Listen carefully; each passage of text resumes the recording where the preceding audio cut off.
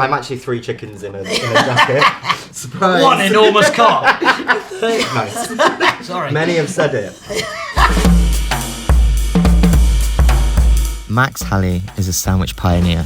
His shop, Max's Sandwich Shop in North London, changed the game for the humble sandwich and has been on the cover of Esquire, Time Out and the front page of The Observer. His first cookbook, Max's Sandwich Book, was a Sunday Times top 10 bestseller. He writes regularly for the Evening Standard and has written for the Sunday Times, The Guardian, The Observer, The Independent and others. Max is a resident sandwich and condiment expert on Channel 4's Sunday Brunch and is Ralph's food and drink editor. Hello and welcome to Ralph and Friends. I'm not Ralph, this is Max Halley. Welcome.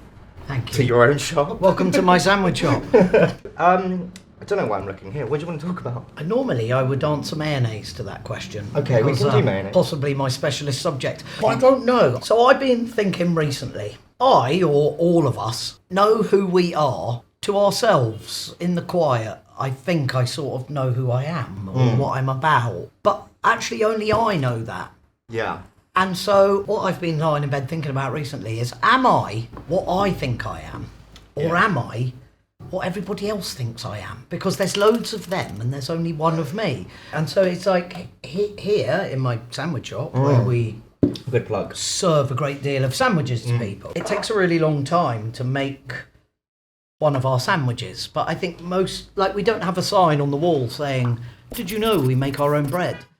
Because so 99% of people who come here don't know we made the bread. Right. So the sandwich that we put loads of effort into making, that's consumed really quickly, is it the big effortful thing that we made, or is it just the thing that you wolfed down? But then I also guess it's the experience, because the consumption of a thing, whether it be a sandwich or a film or an album, is always quicker than the effort. Like, think about, I mean, this is going to be an 8-minute video, and we've been here setting up. I did. But yeah, it's a much bigger thing than it appears to be. Yeah, that consumption is much shorter, but the enjoyment, the entertainment that you're hopefully getting from that is kind of why you do it, right? Like, that's the reason. It doesn't matter about what made the sandwich what it is. Yeah. It does only matter that it's chowed down and someone's like, woo, that was a great sandwich. Yeah. And that actually is the intention, that despite all the effort that's gone into it, actually all I want it to be is, yeah, that was great. And then it's all over. I think we have a delivery, so... Oh, is that my wine? Are you from... Yes! What strikes me about you, because obviously you are our food editor, or you are a successful businessman in various different guises. You are a best-selling author, and it all centres on, particularly if you read the columns, on food, joy. Yeah. The sheer passion is contagious. Yeah. And I just wondered where did that come from? There's not many jobs that convert a kind of boring biological function into a joy. So we all have to eat or we're going to die, etc., etc. Why I own a restaurant is because I want to take that boring biological function of converting calories into energy and make that into a joy. You have to eat dinner, and if I can take these kind of mundane things that we all have to do and to turn those into a joy, and that is a really lovely thing to do for a living. And you mentioned in your column in issue 1 about the importance of sharing the pleasures of your table, and that really struck me as something, I guess, kind of all of the things that we've talked about so far. That's much bigger. Sorry. It's all right. I'm apologising to a tulip. She's already had her head cut off. She's dead. She's already dead. Do you know that? Sorry. No, go. Near my house, there's a sawmill, and the sawmill grows Christmas trees in a field next to it. And I went to the sawmill last year to get a Christmas tree, and I walk into the kind of warehousey bit they've got that's full of Christmas trees, and the woman who owns it came in and asked what was I doing there, and I was like, dude, I'm here for a Christmas tree. I said, are there different varieties of Christmas tree, or is it all these ones? And she was like, it's all these ones. And I was like, aren't those the ones that drop all the needles? And she said, if I cut off your feet, you'd bleed. And I was just like, what the is this? I came to buy a Christmas tree, not to be in the Texas Chainsaw Massacre. And I didn't know what to do. So I was just like, I'll have that big one there. And she put it through the pipe thing that I really want to jump through one of those. Oh, me too. Yeah, I was just terrified. She owns a sawmill. What the That's like the really genuinely threatening thing to say to someone in a sawmill. Anyway, where were we? The pleasures of the table. Pleasures of the table. Sharing.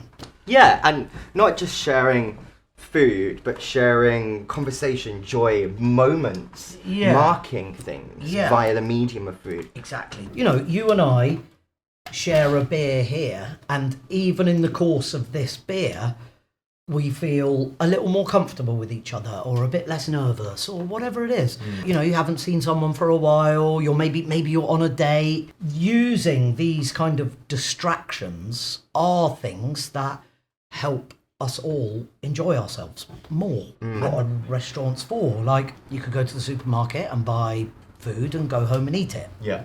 Or you could come here. And one of the things I've always been proudest of about this sandwich shop is how many people come on their own. It's very busy here. And so often people eating on their own share a table. And that, again, that's a wonderful thing. That, you know, you don't have to talk. No. Once you've had a beer and you've eaten half your sandwich, maybe the other person's eating the same sandwich as you, and you can be like, oh, you know, is that too much mayonnaise or whatever? Whatever might start. Do you think they made this bread themselves? Yes. Did they make this bread themselves? Sharing the pleasures of the table is, of course, about deliciousness, about having lovely things, but it doesn't have to be. It's those moments. It's just a thing that brings us all together. Is there anything that you want to talk about? We didn't talk about issue 3, Colin. We can talk about that if you want to. Oh yeah, well, my mum nearly dying while I was away in Whitby. I mean, she didn't. Joy to. She died when I was back. Can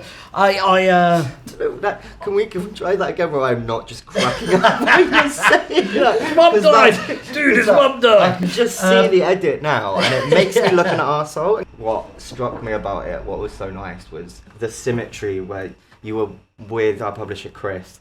You were in Whitby where he sprinkled his dad's ashes. You were having this sort of like very unexpectedly emotional. Yeah. Well, that again, it's like we kind of went to Whitby thinking we were going on a 3-day fish and chip eating odyssey or whatever, and ended up, you know, where we were in the place where he scattered his dad's ashes, and where, you know, my mum had died like 2 days after we got back. You know, we were just there to eat, really. Yeah. But out of going somewhere to eat, we found ourselves in, you know, an emotional and interesting and personal, wonderful place, talking about really big and serious things. And food being the conduit for that. Exactly, right? Yeah. You know, it's like those cliches that it's sort of easy to have a chat with someone in a car when you're driving because you can't look at each other too much. You're sort of having to concentrate on the road. And that food is a little like that. That if we were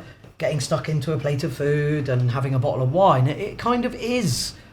That is a conduit to talking about, I don't know, more serious things than you might normally, or more revealing things or something. And also there's the joy in that. I think what I always get annoyed at or like perturbed at is the kind of concept of joy having to be this happy thing.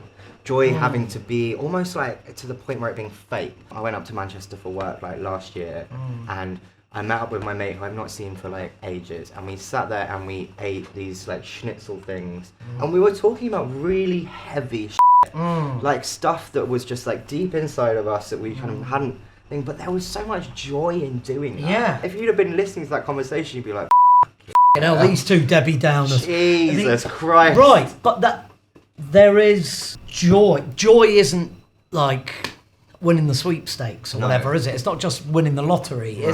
There's joy to be found in finding someone to be sad with. I mean, what we've done here is we've talked about the plot of Inside Out, the Pixar film. Wait. We have, where they work out... is that the tiny ones in the head? Yeah, where they work out joy is not just happiness, it's tinged with sadness, and that's what makes humans complex and interesting. There we go. And what makes lunch good? Exactly. Not that a lunch at Max's Sandwich Shop is tinged with sadness, I might add. Could be. But if you're tinged with sadness, it might cheer you up. You might as well do it here. Thank you very much. Thank you very That much. was joyful.